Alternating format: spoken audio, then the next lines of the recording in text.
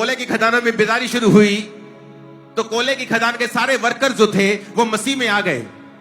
और मसीह में जब आ गए तो वहां पे एक काम हुआ, जो कोयले की प्रोडक्शन थी वो पूरी तरह से कम हो गई, बहुत कम हो गई। उसका रीजन ये था कि वहां की खदानों के अंदर जितना कोयला था, वहां के घोड़े जो होते थे उन घोड़ों पर वो लाद कर उन कोयले को वहां से निकालते थे।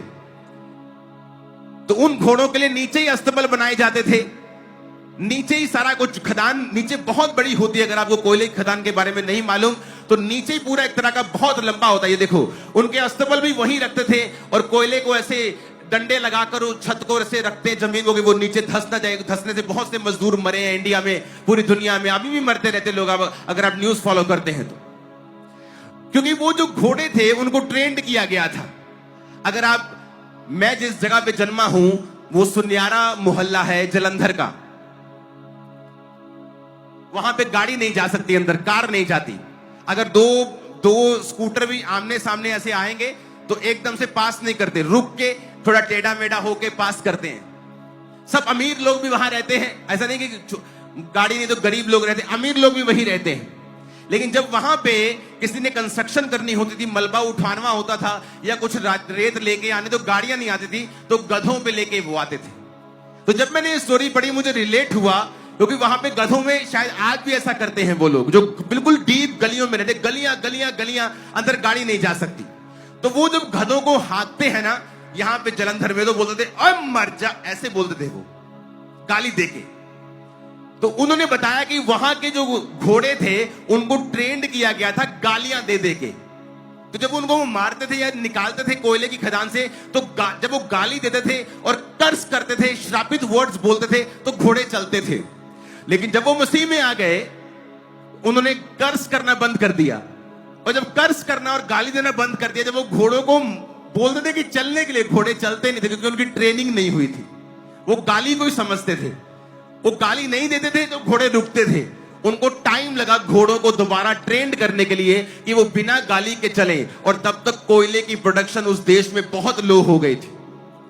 इमेजिन करो, एक व्यक्ति जब वो 13 साल का था, वो व्यक्ति जो चर्च जाता था, वो व्यक्ति जो चर्च को छोड़ता नहीं था, कोयले की मान से थका हुआ भी चर्च जाता था, कोयले की मान से थका हुआ भी कंप्लेंट नहीं करता, प्रभु को इस गरीब घर में पैदा कर दिया। एक तो है ये गरीब, ऊते से ये करो, बाइबल वर्स रेडी करो, ये बाइबल वर्स याद करो, ये करो वो करो, क्या बकवास है ये। मुझे कोई अमीर घर पैदा करता है, शाम को मैं भी वाइन का गिलास पी रहा होता, मैं भी गाड़ी में घूम रहा होता, मैं भी कहीं इंग्लैंड की रानी के घर में पैदा होता। उसने ऐसा कुछ नहीं कहा, परमेश्वर के घर में जाता था कि कहीं आज अगर पवित्र आत्मा उतर आया और मैं वहां पे ना हुआ तो मुश्किल हो जाएगी। रोज हर संडे चर्च जाना, जहां मीटिंग होनी वहां जाना। एक 13 साल का व्यक्ति, और 0 से 10 साल तक वो अपने माता पिता के बिल्कुल डिसिप्लिन में रह के रोज रात को बाइबल वर्स को याद करके वो प्रार्थना किया करता था। एक प्रार्थना वाला व्यक्ति, उसे परमेश्वर दर्शन देता है कि अब बस कर और जाके मेरा प्रचार कर। लेकिन 13 साल रोज रात की प्रार्थना, आज लोगों को दिखा, न्यूज़पेपर्स ने देखा, लोगों ने देखा, सब कुछ हुआ, लेकिन लोगों ने ये नहीं देखा कि ये हुआ कैसे। आज पास्टर्स दुखी हो जाते हैं जब बेदारी नहीं देखते, जब चंगाई नहीं देखते, हीलिंग्स नहीं देखते। वो देखते अच्छा ये मिनिस्ट्री कैसे बढ़ रही है। कोई मिनिस्ट्री फैंसी सरमन्स दे के नहीं बढ़ सकती है, अच्छी बातें सिखाकर कोई मिनिस्ट्री बेदारी को नहीं लेके आ सकती है। जब तक वो मिनिस्ट्री का सरमन आपके घुटनों के तरह, आपके घुटने छील कर खुदा के सामने घंटों बैठकर जब तक ना जन्मा हो, जब तक वो सरमन ऐसा ना हो, लोगों के हृदय को चेंज नहीं कर सकता है।